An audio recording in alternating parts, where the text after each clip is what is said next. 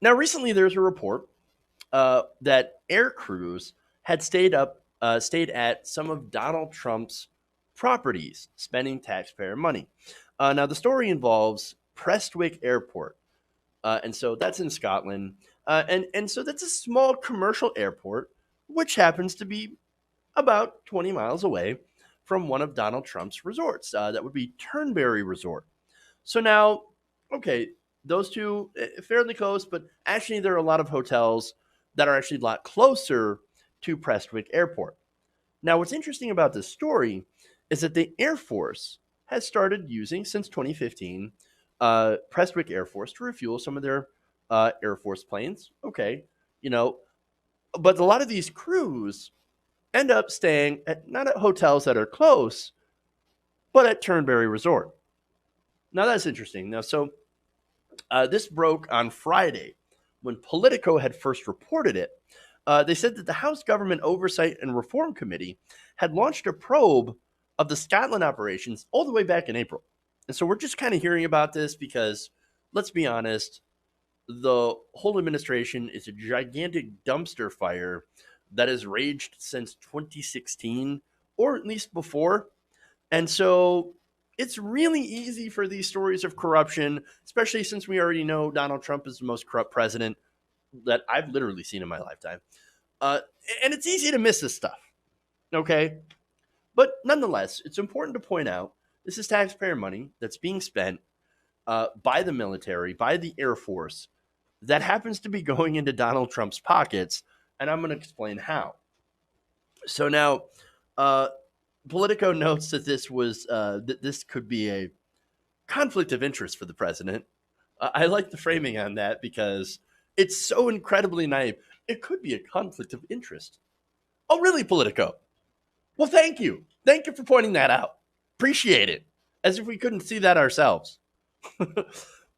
But anyway, let's get into the report because it actually is a really good report, even though I'm kind of making fun of it. Because I don't know, it's these news agencies, Washington Post, I mean, they still insist on calling him Mr. Trump. Hilarious.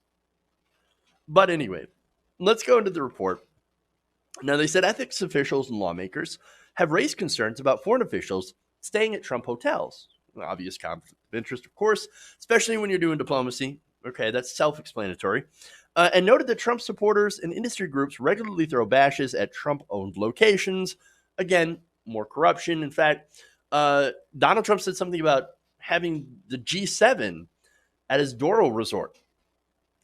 I also read a story that the Doral Resort they'd found a bunch of like cockroaches and stuff and health violations. You might want to clean that up a little bit. Ethics officials, um, as I said, have been pointing these out for quite some time. One of the examples of this conflict of interest was a stopover in March of this year in which a seven-person crew of a C-17 cargo plane from Alaska Air National Guard en route to Kuwait ended up staying at the resort. So they're getting refueled at Prestwick, and Prestwick steers them to this resort. It's 20 miles away, and so the crew's staying there, and at least one of the crew members will say, "Hey, look, the food and drink that's over our per diem. Like this is really expensive. I'm not happy with this because what we're doing is that we're basically wasting taxpayer money. This is what this crew member was complaining about, and it's a valid criticism. So that's one example, right? Now it's by far not the only example. There's plenty more. Since 2015, for example, the Air Force's use of Prestwick Airport has grown quite a bit. Interesting. In fact, Politico says that it's nearly tripled, and overnights in the area also increased more than fivefold. Now, from 2015 to 2019 altogether, Air Mobility Command aircraft had stopped at the Civil Airport at about 936 times. Of those, crews stayed overnight in the area about 659 times. The frequency of the stops and overnight stays also, they point out, have increased steadily each year, starting from 2015 with 95 stops and 40 overnights to 2016 which had 145 stops and 75 overnights, to 2017, which had 180 stops and 116 overnights, and then 2017. I mean, 2018 and 2019 actually got progressively bigger, but as you can see, the pattern of it getting much, much bigger. For example, in 2018, 257 stops and 208 overnights. And through August of 2019, 220 overnights and 259 stops. So that is a huge increase of not only traffic to Prestwick, but also traffic being redirected towards Trump's hotel, Turnberry. Very interesting. Now, the Air Force says, hey, look, this is all above board. There's nothing wrong going on here. We just have to stay more at at this hotel. I mean, what are you going to do? In fact, they said, quote, the availability of civil airfields like Prestwick is essential to ensuring that USAF aircraft can sustain the necessary speed and throughput required to accomplish our mission. They added that Prestwick has a large parking area, is open 24/7, 365, and has been contracted by DoD for fuel at standardized prices. Mm. Mm. They also said that the decision to stay at the Trump Resort would have been the result of a multitude of factors, including the lack of suitable lodging closer to the civil airport or at a nearby military base.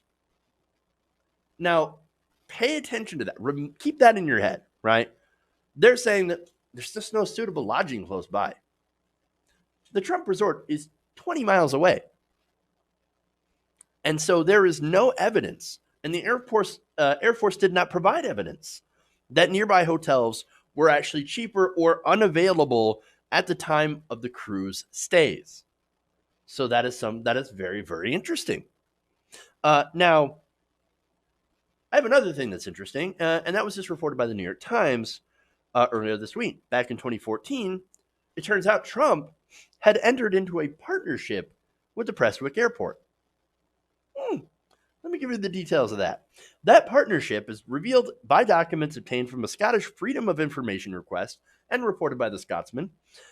Says that the Trump organization had worked to get Trump Turnberry added to a list of hotels that the airport would routinely send air crews to, even though the Turnberry Resort is 20 miles from the airport, farther away than many other hotels, and, according to this report, has higher advertised prices. Now, of course, it is noted, and it's important to note, that sometimes there are people that will get military officers that will get discounts at staying at Trump Turnberry and free rounds of complimentary golf, provided by, of course, Prestwick Airfield. Again, part of the deal, right? Now, Trump Organization executives had held a series of meetings with airport officials to negotiate terms that would lead to more referrals, according to the documents. Now, let me read the quote here from Jules Mattioni, a manager at Glasgow's Prestwick. Now, this is a 2015 memo to executives at Trump Turnberry. Quote, as a list of hotels that we use for our business, being honest, Turnberry was always last on the list based on price, meaning it was more expensive. It was the most expensive option. Yesterday's proposal places Turnberry in a favorable position and gives us food for thought in our placement of crews moving forward.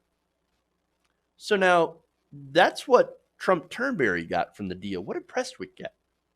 The Prestwick actually got the promise of increased air traffic. Now, at that point, back in 2014, when they struck the deal with Donald Trump, they were hemorrhaging money. They were struggling. They were in debt. And so they needed something, right? They needed more traffic. So Donald Trump comes and says, here's what I can do for you guys. I can get you some more traffic if you start showing these crews and getting them to come to my Turnberry Resort. They said, okay, yes, let's do it. Great. You got a deal.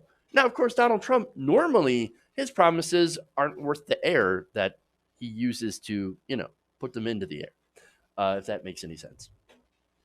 Bad analogy. But anyway, so it's not worth anything, right?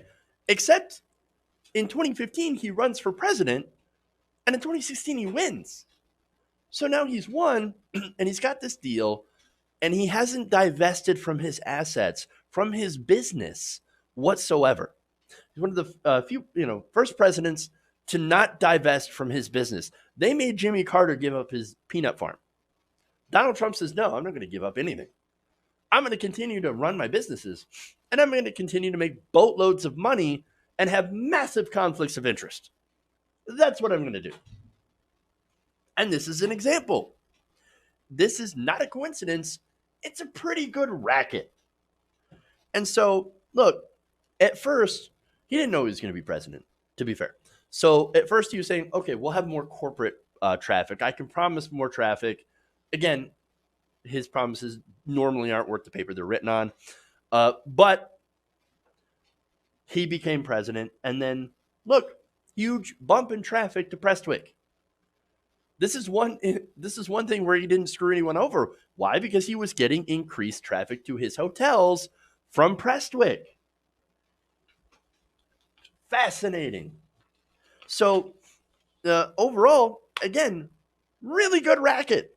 You take this struggling airport, you make a deal with them to refer people to hotels, then become president, and now you can direct taxpayer money to go to your own resort in the form of these Air Force crews staying and being referred to your hotels, which are way more expensive than other hotels in the area. Again, food and drink is over the per diem. In fact, about $17 million so far was spent at these hotels.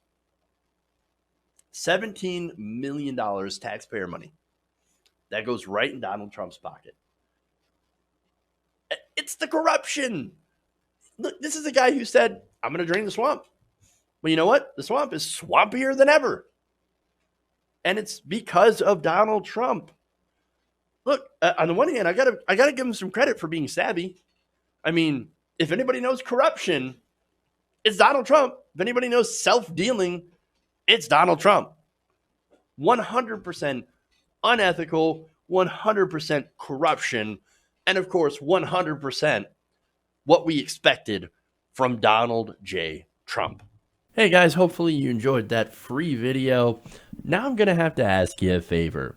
Between the demonetization and the YouTube algorithm messing around with view counts, etc., we're having a hard time adjusting to the new YouTube reality, which is where you guys come in. See, we have a Patreon, patreon.com/TYTNation, set up to help us rely on you guys, the viewers, instead of big corporate ads.